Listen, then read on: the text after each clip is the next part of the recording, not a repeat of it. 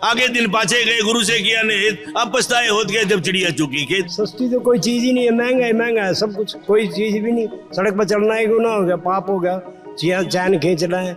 बेरोजगारी इतनी हो रही, रोजगार की तरफ कोई ध्यान नहीं है। यह समस्या सदा से रही है, कब नहीं थी, कब महंगाई नहीं थी। मैं तो 80 साल तो ऊपर का हो रहा, मैं तो कभी आज तक महंगाई घटती नहीं देखी, और उस दिन घट गई।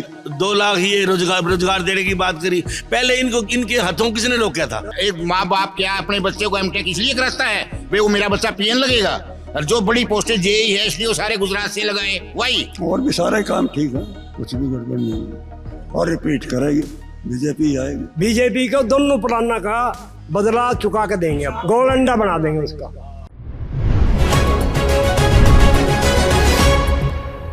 लल्लन टॉप की चुनाव यात्रा इस वक्त हरियाणा के करनाल विधानसभा क्षेत्र में पहुंच चुकी है।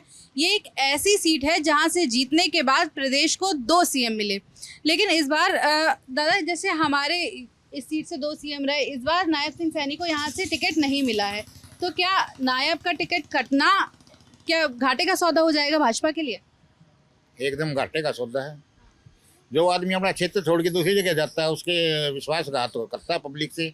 जब उसने यहाँ से बाई इलेक्शन लड़ा तो अब भी जनरल इलेक्शन भी यहीं से लड़ना चाहिए था। अगर वो इतना पॉपुलर है, अगर उसने इतना लोगों का दिलों पे राज किया है या पार्टी का वफादार है तो उसको यहीं से लड़ना चाहिए था। यहाँ के लोगों से गद्दारी है। जब 3 महीने पहले बाई इलेक्शन तो उसने करनाल को चुना। क्या जैसे सीएम को यहाँ से चुनाव नहीं लड़ा रहे हैं तो यहाँ के लोग उससे प्रभावित होंगे? इंसान की जो वाणी है उसका एक कीमती आभूषण है। इसके गलत इस्तेमाल से इंसान की जो चमक है ना वो फीकी पड़ जाती है। जबकि हमारे जो यहाँ के लोगों ने खट्टर साहब को सीएम MLA चुना था और वो सबकी मेलजोल से सीएम बने थे। सीएम बनते ही उसने कोई कार्य नहीं किया जिससे वो यहाँ के दोबारा फिर भी लोगों ने इस बात के लिए समझा बीजेपी पार्टी का विशेष होने के, पार्टी बढ़िया होने के नाते, क्योंकि देश में भी विदेश में भी सारी जगह पार्टी बढ़िया काम कर रही है, तो फिर भी दोबारा से उसको सीएम बनने का मौका दे दिया गया। लेकिन सीएम रहते पहले 5 साल में और दूसरे जो पीरियड के अंदर उसने किसी वर्ग को भी, चाहे वो किसान वर्ग था जिसने गांव में पंचायतों का इलेक्शन हुआ, लेकिन कोई उसमें एड नहीं दी। दूसरा व्यापारियों को उनको कोई मदद नहीं मिली। कर्मचारी 6 साल से अपना संघर्ष कर रहे हैं, उसको भी कोई बुलाया नहीं। और कोई जितना भी भ्रष्टाचार जितना था यूपी से आया, ये कहीं से आया, यहाँ लोगों का जीना मुश्किल हो गया। लोगों का तो घरों से ही रहना मुश्किल हो गया। घरों में भी जा के लोगों को चीज़ें चैन छीन ली अपनी हमारी माताएं बहनों से हैं। और जितना यहाँ गुंडागर्दी हुई, यहाँ सड़कों पर चलना मुश्किल हो रहा है। तो उसने भ्रष्टाचार को या किसी तरह की कोई राहत नहीं मिली। और महंगाई भी पूरी उस पे है अपना हरियाणा के अंदर। महंगाई किस तरीके से बढ़ी है? जैसे अभी मैं देख रही थी कि आप एक गाड़ी ऐसे चालू करके भैया ताऊ आ रहे थे तो आपने कहा कि बंद कर लो, बहुत महंगा हो गया है पेट्रोल। हाँ जी, वो भूल गए थे बेचारे, और क्या करते। महंगाई तो बहुत ज्यादा हो रही, बहुत ज्यादा आगे भाई। क्या चीजें महंगी होगी? क्या मुद्दे हैं इस वक्त करनाल के? सस्ती तो कोई चीज ही नहीं है, महंगा है, महंगा है सब कुछ, कोई चीज भी नहीं। सड़क पर चलना ही गुनाह हो गया, पाप हो गया, चैन खींच रहे हैं। बेरोजगारी इतनी हो रही, रोजगार की तरफ कोई ध्यान नहीं है। बेरोजगारी, महंगाई, लैंड ऑर्डर, ये कुछ भी नहीं है यहाँ, बिल्कुल खत्म हो चुका है इस चीज का। इसलिए सरकार को वोट देना हमारे विधानसभा में पसंद नहीं करते भी। करनाल विधानसभा के मुद्दे हैं जी। कोई किसान खुश नहीं, कोई कर्मचारी खुश नहीं, कोई छोटा दुकानदार खुश नहीं। मुद्दे हैं जी बस, और बस नहीं कर सकते। जैसे हरियाणा, अगर हम पूरे हरियाणा की बात करें तो 2 बार भाजपा जीती है यहाँ से, कुछ ना कुछ तो कर रही होगी, इसलिए आप सब ने मिलके ही दोबारा वोट दिया है, दोबारा चुनाव लड़ी है भाजपा। अब ये तीसरी बार हैट्रिक होगी या फिर कुछ बदलाव आएगा? नहीं मैडम, बदलाव जरूरी है। कई चीज़ें ऐसी हैं, लोग है ना इतने परेशान हैं। कहीं प्रॉपर्टी आईडी है ना, आप चले जाओ वहाँ पे है ना, कोई बात करके भी राजी नहीं है। प्रॉपर्टी आईडी में पब्लिक है ना इतनी उलझी है, क्या फैमिली आईडी, प्रॉपर्टी आईडी, तो आदमी थैला ठाए अनपढ़ आदमी है ना, इतना घूम रहा है, इतने परेशानी में हैं। आप कॉलोनियाँ लगा लो, 90% जो कॉलोनियाँ बनी हुई है ना उनकी तो रजिस्ट्री नहीं है। और जो 5-5 एकड़ में ये चारों तरफ काट रहे हैं, उनकी रजिस्ट्रियाँ हो रही हैं। पब्लिक इतनी परेशान है कि पूछो मत, क्या नाम है ना। तो इसलिए बदलाव है ना, ज़रूरी है। जब जिस चीज़ तंग हुए थे ना, तो बीजेपी को लेके आए थे। मतलब पहले की सरकार भी यही सब कर रही थी तो आपने चेंज किया। जब उनकी गलतियाँ थी तो उनको चेंज किया। अब ये वही गलती दोहरा रहे हैं ना, तो चेंज जरूरी है। फिर अगर फिर कांग्रेस वो करेगी तो फिर क्या नाम है ना, फिर बदलाव जरूरी है। तो जैसे करनाल विधानसभा क्षेत्र की अगर हम बात करें तो कुछ ऐसे 2-3 काम जो बेहतर हुए हैं, कोई ऐसे काम है क्या? बहुत सारे काम बढ़िया, जैसे कि सड़कें बहुत अच्छी बनी हैं, और भी सारे काम ठीक है, कुछ भी गड़बड़ नहीं है। और रिपीट करेगी, बीजेपी आएगी। अच्छा, अभी तो जैसे बाकी सारे लोग तो कह रहे बदलाव है। इनके विचार होंगे, ये विचार है, इनके विचार होंगे, मेरे विचार ये समस्या बताई है। ये समस्या सदा से रही है, कब नहीं थी, कब महंगाई नहीं थी। मैं तो 80 साल तो ऊपर का हो रहा हूँ, मैं तो कभी आज तक महंगाई घटती नहीं देखी, और उस दिन घट गई थी। महंगाई तो जैसे नहीं थी, लेकिन ये है ना कि लोग तो चाहते होंगे ना कि महंगाई घटे। वो हर कोई चाहता है, लेकिन होता नहीं, हमारी बात वहाँ पॉसिबल नहीं है, हो नहीं सकता। एक सड़कों की बात हो गई, और दूसरा क्या ऐसे काम है जिसकी वजह से आपको लगता है कि यही वाली सरकार दोबारा आनी चाहिए? क्या एक सड़कों की बात हो गई, दूसरी ऐसी और क्या चीजें हैं हमें क्या ये ID की बात कर रहे हैं ना, वो नई चीजें करी हैं, वो सारी सीख जाएंगे आहिस्ता आहिस्ता। मतलब आप उनको सीखने का वक्त बनाना कोई गलत बात है क्या? क्या- एक मिनट, एक आदमी तो सारा दिन कागज ठाया फिर है, उसके दिमाग ही खराब हो गए। सारा दिन कागज है, ID, आधार कार्ड, पुंजड़ कार्ड, कितने कार्ड हो गए। सीख जाएगा, नई चीज कोई भी आवेगी। बुढ़ापे में थोड़ी कॉलेज में जाएंगे, एक उम्र होना सीखने की। सरकार को करनी चाहिए, जितनी बार ID बनाने वाले सारे बोगस पर्ची कर दिए, उसकी टांग उसके लगा दी। और भ्रष्टाचार की बात करो, इन्होंने कमेटी का खट्टर साहब की अध्यक्षता में ना म्यूनसिपल का ऑफिस बना था, उसमें नॉन स्टैंडर्ड सीमेंट लगाएगी और लीक भी हो गया, तब वो तोड़ना पड़ा। फिर भ्रष्टाचार की बात कर, मैं खाऊंगा ना खाने दूँ, तुम्हारे उसकी नाक के नीचे होने लगा। और CM सीटी आने के बाद तो करनाल का बेड़ा कर दिया। पहले पर्ची हर एक आदमी सर अधिकारी कहता लेते थे, अब तो खच्चा दारी आते हैं, अपने पैसे पकड़ो और पर्ची दे देगा, सिलेक्शन हो जाएगा। पर्ची खर्ची की तो जैसे आपने बात करी, तो उस पर तो सरकार कह रही है कि हमने लगाम लगाई है। नहीं लगी ना, लगी भी तो मैडम एक और बात है, पर्ची खर्ची वाले मुद्दे पर सरकार कह रही है कि हमने लगी है, बिल्कुल किस हुई है, जितनी सिलेक्शन हुई बिल्कुल मेरिट। ये जो रोजगार है ना, किसको देंगे? हरियाणा का तो सारा जवान बाहर चले गया, रोजगार ना मिलने की वजह से। लोगों ने जो अपने किला था, 2 किले, जितने जो भी किसी साधन था, वो बेच के बच्चा बाहर भेजा है। आज ये जो सरकार ये कह रही है, सरकार तो पहले यही थी ना। आज 2100 रुपये हर महिला को देने की बात कर रही, 2 लाख ये रोजगार देने की बात करी। पहले इनके हाथों किसने रोका था? ये देना चाहिए।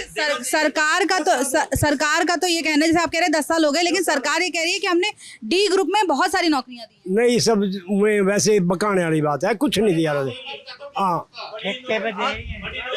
D ग्रुप में किन को दिए हैं? हरियाणा के बच्चे जो M.Tech थे, B.Tech थे, MBA थे, उनको D ग्रुप में PN लगाया उनको। क्या ये रोजगार है? मतलब क्वालिफिकेशन से कम की नौकरियां मिली। क्वालिफिकेशन M.Tech को इन्होंने PN लगाया, वो बच्चे 15 दिन में छोड़ गए नौकरी।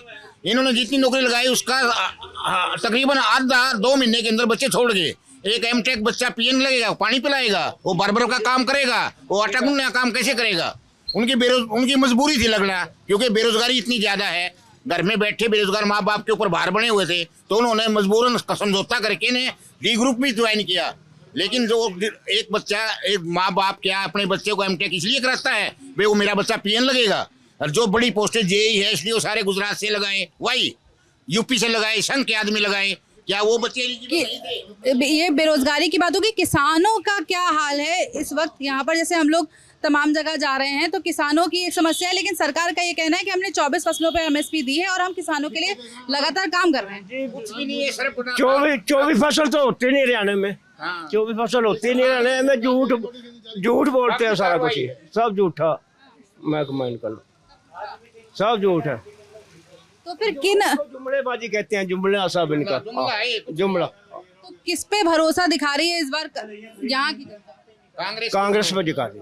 कांग्रेस को तो यहाँ पे आप में से ज्यादातर लोग ये बात कर रहे हैं कि बदलाव होगा, कांग्रेस सत्ता में आएगी, लेकिन कांग्रेस तो अभी तक तय ही नहीं कर पाई है कि अगर हम जीतेंगे तो हम सीएम किसको बनाएंगे। वह उनकी मर्जी है, किसने बना दिया हम तो वोट देवांगे। एक बात बताओ जी, जैसे मनोहर लाल खट्टर सीएम थे भाजपा से, फिर उसके बाद नायब सिंह सैनी, फिर एक मिनट मुझे बोल लेने दीजिए कि मैं ये कहना चाह रही हूँ कि पहले मनोहर लाल खट्टर सीएम थे, फिर उसके बाद नायब सिंह सैनी सीएम बने, तो दोनों की कार्यशैली में फर्क होगा। तो ऐसे आप बिना ये जाने कि कौन कांग्रेस से सीएम बनेगा कैसे तय कर सकते हैं? बेचारे ने नायब सैनी ने उन्हें समय नहीं। एक बात बताओ जी, सुबह शाम क्या खाओ आप? कणक खाओ, कौन पैदा करे? किसान। और बे 750 मरिया कण भी नेता न्यू कहो है, बे हाथ जोड़ के हमारी गलती होगी। तो जैसे सरकारी नौकरियों के मामले में अगर हम देखें तो क्या बदलाव आया है, क्या समस्याएं हैं, क्या अच्छी? सबने रोजगार खत्म कर दिया। रोजगार है कहाँ पे? सारे विभाग बंद कर दिए, 5800 स्कूल बंद कर दिए, 4000 स्कूल आएगा एक दूसरे में मर्ज कर दिए। जो रोजगार था उनको अबोलिश कर दिया। रोजगार तो है ही नहीं, कहाँ पे है? सभी वैकेंसी अच्छा कौशल रोजगार से लगाते हैं, ना वहाँ रिजर्वेशन है, ठेके में लगाते हैं। सरकार से 25,000 रुपये लेते हैं, आगे ठेकेदार उनको 15,000 देता है। स्वाया भ्रष्टाचार के इस सरकार ने कुछ नहीं किया। तो जैसे कांग्रेस बीजेपी वाले ना पर्ची निकालता मोदी, वो देखती रही राजस्थान में क्या हुआ, किसको सीएम बना दिया, चेहरा क्यों घोषित किया? बीजेपी वाले रोड़ा पाते, कांग्रेस बीजेपी वाले का बना। अभी यहाँ तो देखिए ना, यहाँ तो कांग्रेस ने नहीं किया ना। कांग्रेस की हरियाणा की बात कर रहे हैं हम, यूपी कांग्रेस की बात नहीं कर रहे हैं हम, अलग अलग क्षेत्रों की कांग्रेस की बात नहीं कर रहे हैं ना। हम तो वोट देने तक सीमित है।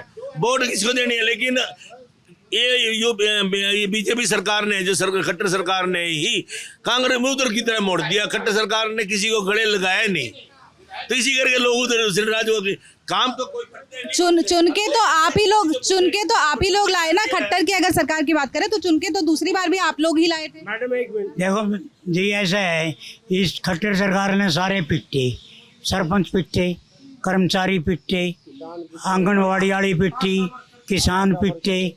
पहले 5 साल में नहीं समझ आया। जब ये सभी को पीट रहे हैं, फिर वोट किससे लेगी? ये पोर्टल चला दिए, पोर्टल पर वोट मांग लो, माम के ले रहे हैं 71। यहाँ कोई जगह नहीं है बीजेपी के लिए। अच्छा, जैसे यहाँ से जब नायब सिंह सैनी इलेक्ट हुए, एक मिनट मेरा सवाल सुन लीजिए कि जब यहाँ से आप विधानसभा चुनाव में नायब सिंह सैनी जीते थे, तो उसके बाद कभी क्षेत्र में वो आते थे, समस्याएं सुनने आते थे, कभी आप लोगों से बातचीत हुई या इलाके के लोगों से कभी समस्याएं सुनने आई? पहले मनोहर लाल था, वो सुनता था। कभी आए हैं लोगों के बीच? हाँ, रहते थे यहीं। हाँ, सैनी भी यहीं रहा।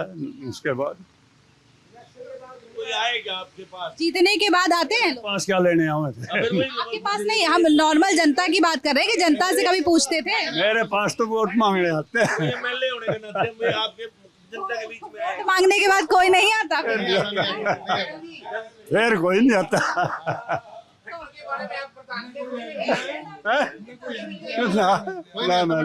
वोट मांगने आते हैं, पत्रकार भी तभी आते हैं जब इलेक्शन होता है, और नेता भी, और जो खत्म हो जाते हैं भूल जाते हैं कौन सा पत्रकार। तो इलेक्शन के बाद भी आपकी समस्याएं सुनने आते हैं और आएंगे भी। अब चुनाव पे तो चुनाव से पहले ही बात करेंगे ना।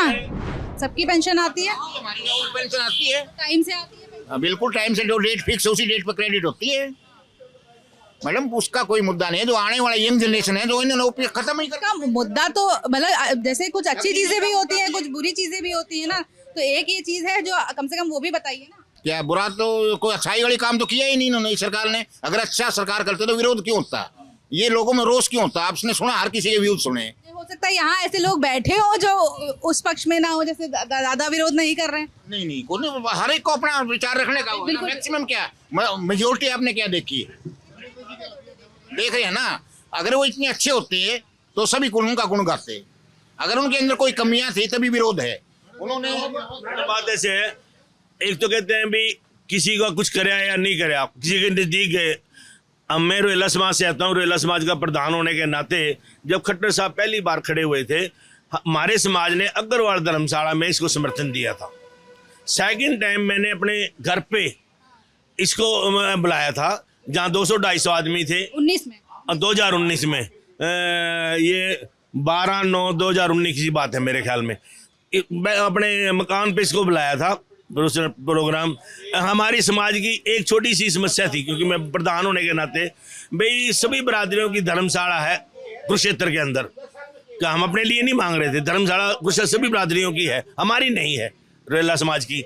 हमें वहाँ जमीन दे दीजिए, पैसे हम देंगे, ठीक है ना। फिर कोरोना काल में 51,000 रुपये, जैसे हम छोटी बरादरी है, 51,000 रुपये कोरोना काल में भी दिए, पत्रवार भी किया, सीएम को गया, डिप्टी सीएम को, गवर्नर को, इसने कोई बात नहीं सुनी हमारी, ठीक है ना। और फिर ऐसे हमने, एक तो आदमी वैसे मेरे कुछ कराया नहीं, दे नहीं, वैसे हमने कुछ कराया है हमारे समाज ने। फिर हम तो चाहते बढ़िया वो है ये अपना सरकार, लेकिन इस खट्टर ने किसी को गले नहीं लगाया, हर वर्ग को प्रताड़ित किया। तो इस करके नहीं तो वो तो इस बार सीएम बनेंगे ही नहीं ना, भाजपा ने तो तय कर दिया है। जनता के कहने से सीएम नहीं बदला, जनता के कहने से सीएम नहीं बदला, इसके कारनामे से ही सीएम बदला, जो सैनी साहब आए, और सैनी साहब को कम समय मिला। जब तक आगे दिन पाछे गए, गुरु से किया नहीं, अब पछताए होत गए जब चिड़िया चुकी खेत, जब तक तो काम हो लिया था। अब फिर इलेक्शन जैसे आप लोग ये बोल रहे हैं कि कम वक्त मिला सैनी साहब को, तो दोबारा मौका देना चाहिए कि नहीं? बार तो दोनों पुराना का बदला काट के देंगे इसको, बीजेपी को दोनों पुराना का बदला चुका के देंगे, अब हिसाब करेंगे, खट्टर से हिसाब देंगे सारा। तो खट्टर तो वैसे भी सीएम नहीं बनेंगे ना, वो तो तय हो गया अभी। बनना तो बीजेपी का था ना, लेकिन अब की बार गोल अंडा बना देंगे उसका। हाँ बिल्कुल साफ करके भेज देंगे बिल्कुल। कुल मिला के मुद्दे वही हैं, रोजगार का मुद्दा है, कृषि का मुद्दा है, धोखाधड़ी का मुद्दा है। नमस्ते, मेरा नाम रक्षा है, मेरे साथ कैमरे के पीछे मोहन है। देखते रहिए द लल्लन टॉप।